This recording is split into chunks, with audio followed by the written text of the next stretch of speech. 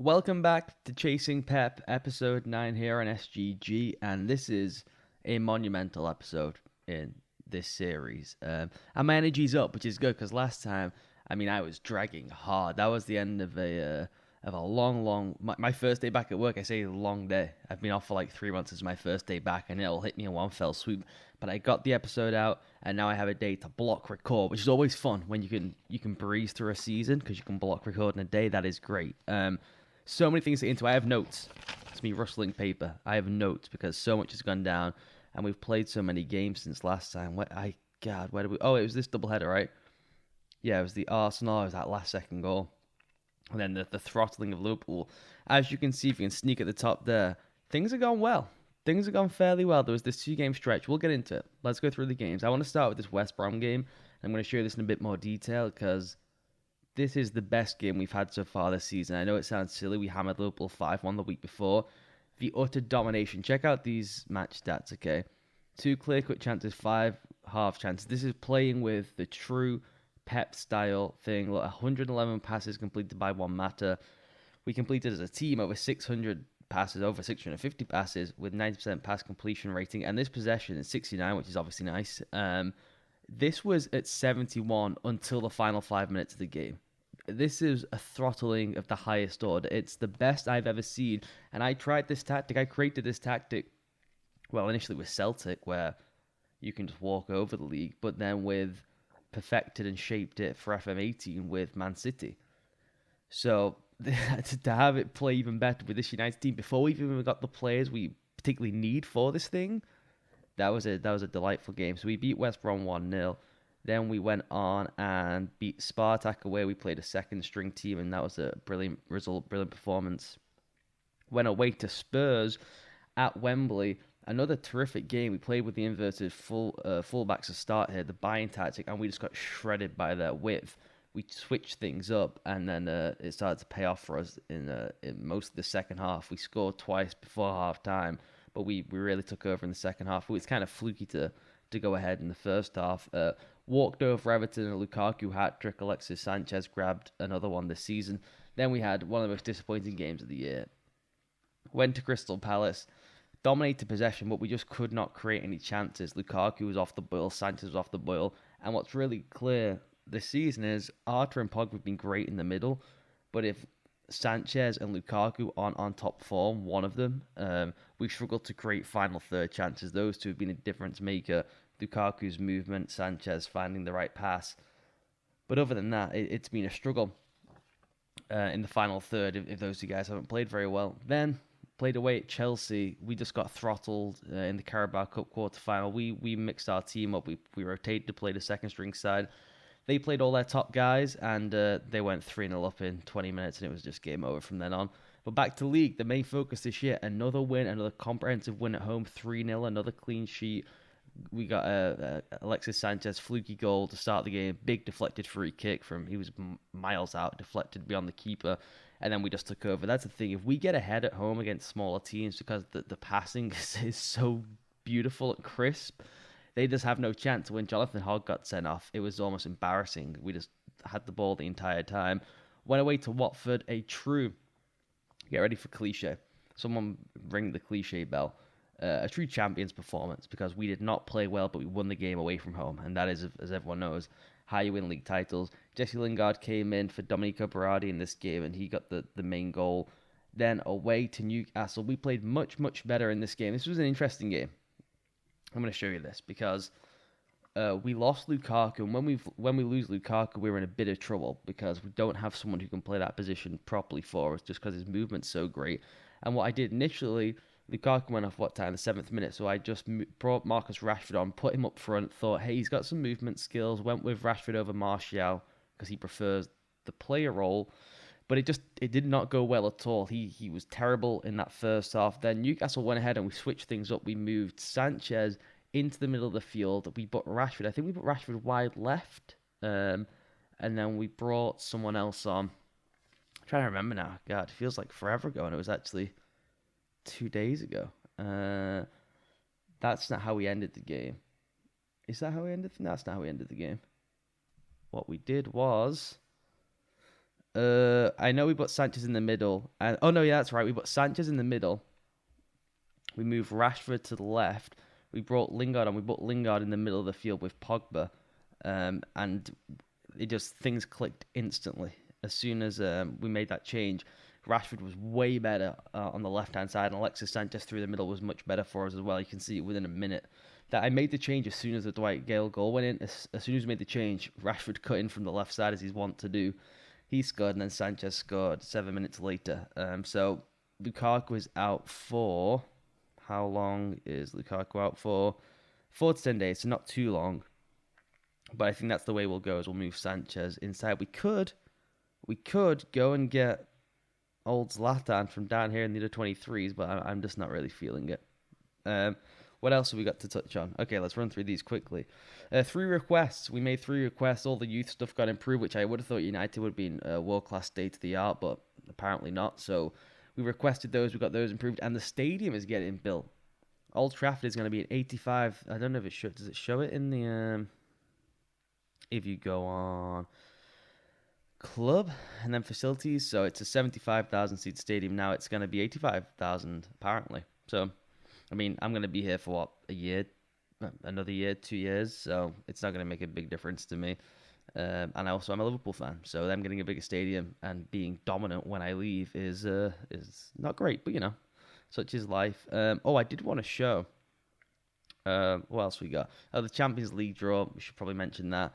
What is even the point in finishing top of your group? If you look at the first round knockout, all the other top seeds, look who they get. They get Besiktas, they get Napoli, they get Benfica, they get Spurs. We get Juventus. That is far and away the best team in here, except perhaps Liverpool with that front 3. But, I mean, come on. Why even try to top the group? That one really stings. That's going to be a really, really tough game, particularly the way they play. With all the counter-attacking stuff and the solid defense, it's going to be really hard for us. What else have we got here? I wanted to touch on. I want to show you these goals from Everton, the Everton game, because why would I am such a muppet. I put down the 2 examples of the goals I wanted. I didn't timestamp which one was which. That makes no sense. One was definitely Lukaku goal. Is this the one? This is the one. Alright, just watch and whistle this down. Watch how impressive the passing is for this first goal. It is remarkable. Can I rewind this? Was it the first goal? Just watch all the way through the incisiveness of the passing, 1 and 2 touch football for the most part, apart from Marta dribbling off. The quality of this passing, I do think it takes a chunky deflection somewhere. And look how pressed up we are. This is so perfect. We got players making movements off the ball. Arta's up here. We're creating these triangles. We're overloading. We're dragging players. Look at this creation here. So we can get this 2-on-1 or we can get a 1-on-1 on the outside. Our centre-backs are way beyond the centre circle. Matic is dropping as the halfback. This is perfect. Then we get overload in the middle to try and hit the wide ball. And look at this. Does this not remind you of the Barcelona team we're trying to recreate here? Does this not look like Dani Alves and Xavi or Iniesta picking up in this pocket and having, by the way, a second runner? This would have been Pedro or someone back in the day. Arta was trying to get it to Ashley Young, so we'll take the flukeness here. And so then you get the overload, ball across, and tap in. I mean, that is scintillating stuff. That is as good as we can do it. They're just perfect. And then the second goal. Now, was it the second goal of the game? Why are you not allowing me to click on that? That's annoying. Let's try this one. Oh, I think it was this one as well. No, it was not. That was just an error. And I don't think it was Alexis's goal as well. The second one I want to show you is all about pressing. I don't think it's this one either. Now we're just watching highlights of previous games. I apologize for that. Speed this along. No, it wasn't this goal. By the way, that's a typical Dani Alves to David Villa goal as well, though. You can see how in these games we are creating chances and just dominating the ball, which is the whole point of this team. Why won't you let me show this goal? It was in, what, the 48th minute? Can I just get to here? Oh, because that's saying 48, but you're saying there was no 48th minute up there. Brilliant. Thank you, FM.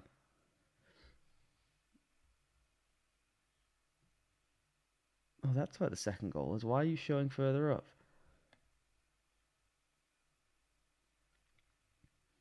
I think this is the goal. That. Oh, what is happening right now? This is very frustrating. Oh, this might be it. This might be it, people. Bear with me. We might have it right now. I probably should have pre-cut these. I want to show this. Look at the pressuring. This is the second thing, the pressing game. We got the passing game. We've shown that. Watch the pressing game. We are just swarming all over everyone, pressing them high up the pitch. Oh, no, I was going to say, is that their goal? They didn't score. All right, I'm just going to bail out of that. I'll bail out of that. Other things. Oh, we're going to get to the big things. Some other things. Let's go through the squad list. First things first is Herrera's really upset. We've had a couple of offers for him. It was from Chelsea and Spurs. I don't really want to sell him in the league this season. I'd rather just wait it out and let him go in the summer and keep him as some depth for now. Blint is pissed off still. I think I made a press statement, or Roy Keane made a press statement, so now it's promised that he's going to go. And the big one is Paul Pogba, who has been just sensational this season. He's probably been the best player in the team and the best player in the league. Upset because he wants to go to Barcelona, which is understandable. He's got Barca and Real Madrid after him. That's going to be such a crossroads decision because he's been brilliant in the tactic when I didn't think he would be.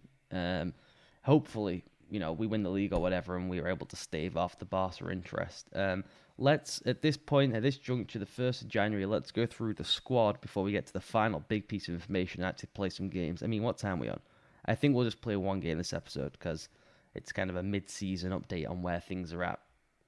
Let's start. Average rating of the squad. As you can see, Pogba's been the best player. Him and Sanchez have been the two best players. And a bit of a drop from those guys to everyone else. This is really encouraging when you have De Ligt and Bailly as the two of the top 5 players, are centre-half pairing, and 2 young players. Well, De Ligt at 18 has blown away my expectations. I thought we'd have to go Lindelof, Bailly for the first year, try and sign Jonathan Tah, maybe bring Tah in next year and push De Ligt into that half-back role. But he's been so bloody good, particularly starting attacks and squeezing up the pitch, that I don't know if we're going to have to make a change there. I mean, he's just been sensational. Who else? Ashley Young hasn't played as many games as everyone else, but he's really taken over that right side now from Valencia. He's just been better. And in that in the inverted wing-back thing, you can see he's got 3 goals. He just keeps finding himself in the box when we play with the inverted wing-backs, and he scored some really important, really timely goals as well. Key passes, who is top? Alexis by a fair way. Lukaku, look at you. Dropping deep as a false 9, pseudo false 9 when he plays the complete forward support with the extra add-ons there. Getting involved in the play, that's great to see. Lingard's high up as well for someone who's only played 17 games. Arta, that's what we expect. The 3 new signings have been brilliant. Berardi hasn't been great, but Sandro's been good, if not world class. Arta's been brilliant. Who else? De Ligt, as I mentioned, has been brilliant. Anyone else on here? Anyone here that's disappointing? Herrera's not played that many games.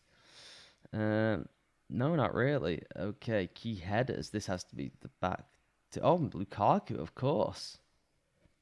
He's out headering De Ligt and Bailly, which is very impressive. Pogba is up there as well. Somehow Alexis Sanchez is. That's pretty good. Key tackles. We have Lindelof, who's not playing much anymore. De Ligt and Bailly, as you'd expect. Valencia with some key tackles. The huge drop-off to these guys. Would like to see Matic higher up. He's supposed to be intercepting balls for fun. I don't know if those go down as key tackles or not. Do we do goals? Lukaku 20, Sanchez 10, 8 for Pogba. Berardi's got 7. That's decent haul. Martial's have come in chunks. That 6 is deceiving because I think he scored a hat-trick and 2 in one of the game.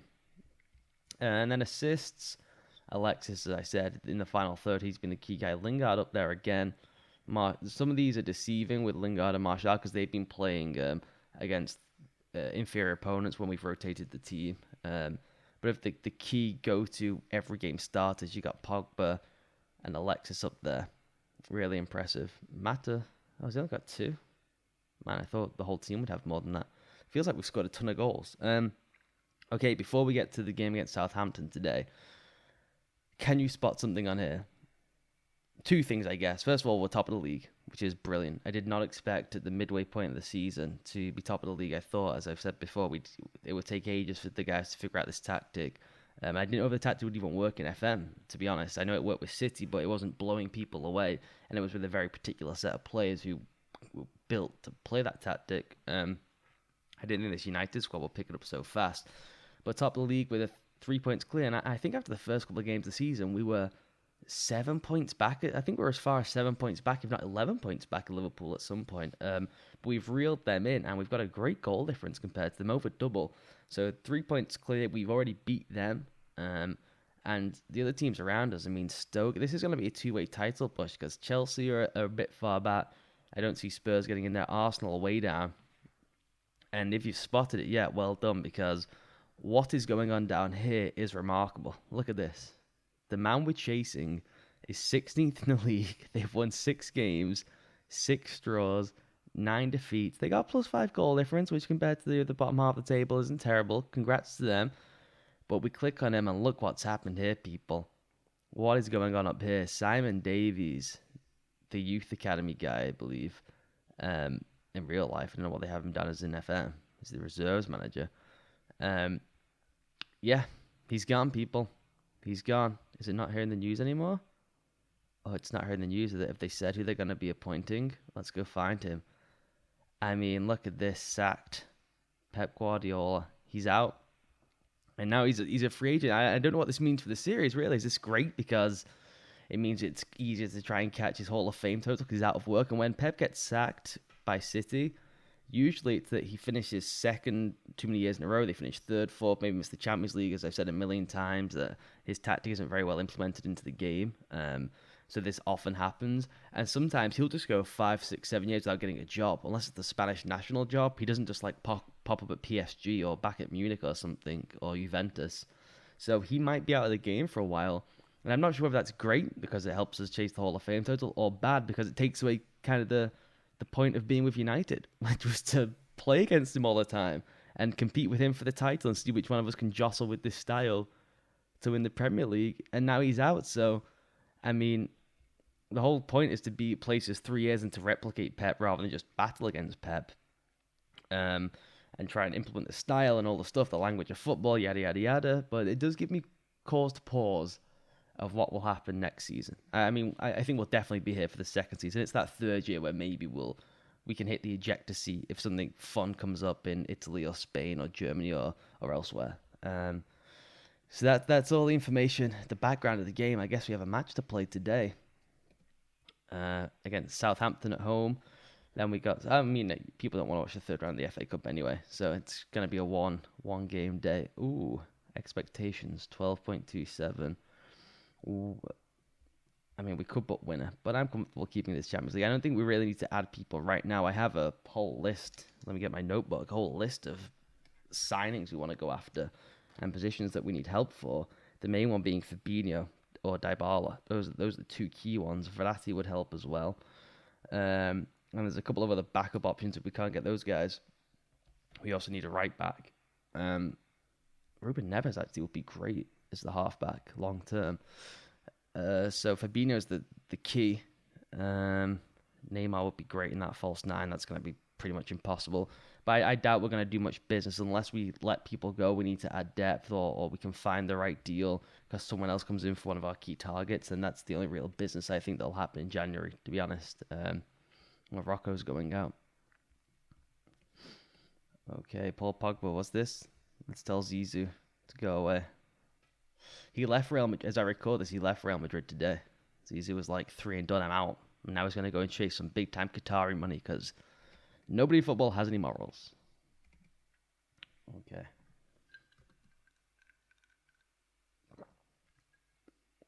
That's it, Ancelotti. This is going to take over City. It looks like Carlo's coming in. Oh, I love Carlo. That'd be a fun battle across the city, although I guess not a battle right now. Those guys are trying to stave off relegation, which is just staggering. So I say we put Alexis up front, go with the second half team of last time around. That's why I put Lingard in the middle. I forgot Arthur is injured and he's out for a while as well. Now we have to. Oh no, I thought we were gonna have to put a keeper on the bench then, stunningly, but Michael Carrick can come into the side. Oh, we've got a lot of tired players. Let's give Blind a run out. Put him in the shop window. He wants to leave. He's transfer listed for like 30 million. We'll put him in the shop window. Got the wrong tactic playing. Move Pogba to deep lying playmaker. Okay. Should I give? I might give him the second. I was thinking maybe I give Luke Shaw a run out against Southampton, but let's try and take the game in the first half, and then we can maybe give him a run out. Though I don't like they're playing with five at the back. That's always a concern in this year's FM. Teams just go super defensive, and it's hard to break them down. That's way too fast. Oh, I wish there was a middle ground between this slider and that slider. Okay, we want an early goal. Try and put this thing away. I'm also wondering what to do with the FA Cup. The league is obviously the focus, as I've said 100 times. Champions League will come year 2, year 3 once we have the players we want. That'll be the focus then. But I'm wondering, because I do think, Rashford, great finish on the half volley. That was not an easy finish for you, Marcus. A real striker's touch. I tell you this, I thought playing him through the middle, let's give him a chance. He could develop into a nice backup striker for us in the false 9 role. But he just likes being on this left-hand side. And Alexis getting up there with another key header, which is amazing for someone who's like 5'6". What was I saying about the FA Cup?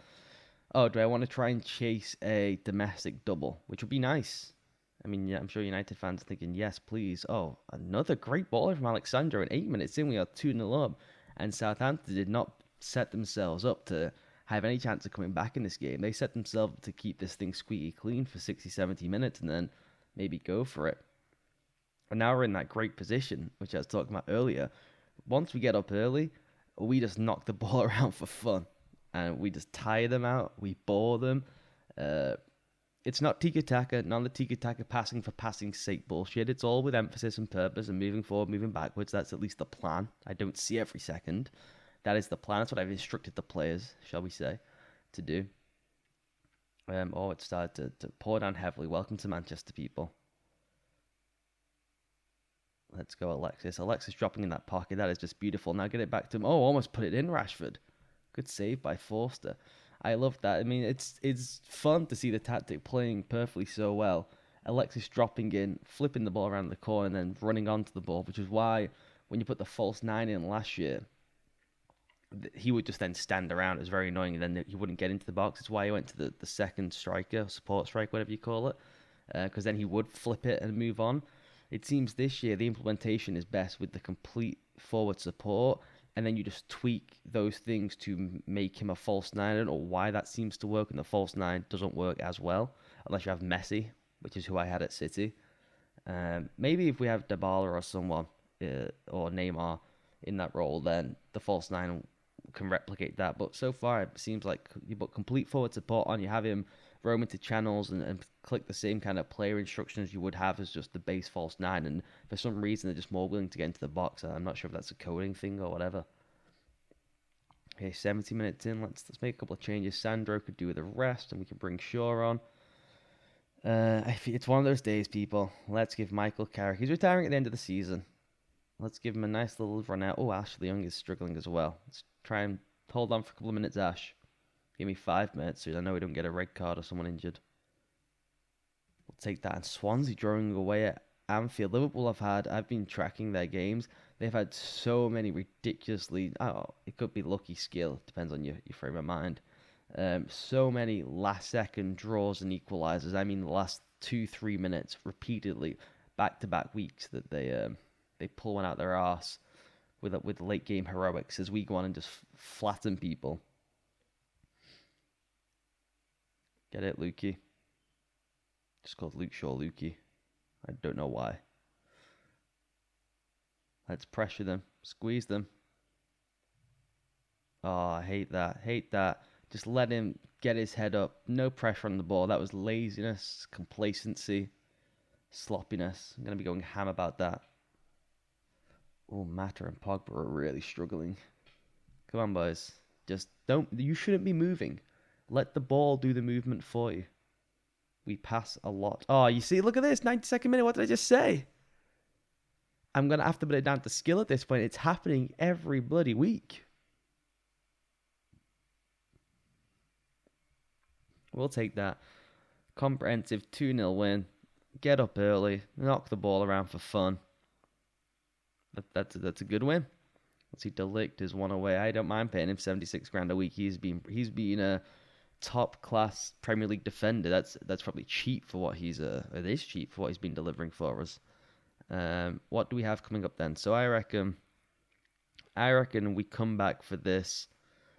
Oh wow, back to back. Yeah, let's do Leicester, Juventus. Oh man. Oh, we're getting to the busy point of the season. There's going to be lots of videos. Yeah, I will jump through these. We can come back and we'll do. Let's go. Let's go all the way through Feb. The Chelsea Leicester games will be fun. Let's go all the way through. We'll do Juventus. We'll do the Derby. We'll do Juventus, Burnley, Arsenal, Liverpool, and then we'll just finish off the season from there, depending on what the league's looking like. So we'll be back. We got a good few games to play here. 1, 2, 3, 4 league games. Hopefully we can keep on pushing on in the league. We can cement ourselves with what will be the final 12-game sprint. Got a nice 5-point advantage right now, and hopefully we'll keep that going into next time. Thank you for watching. Hope you enjoy this, and as always, I'll speak to you next time.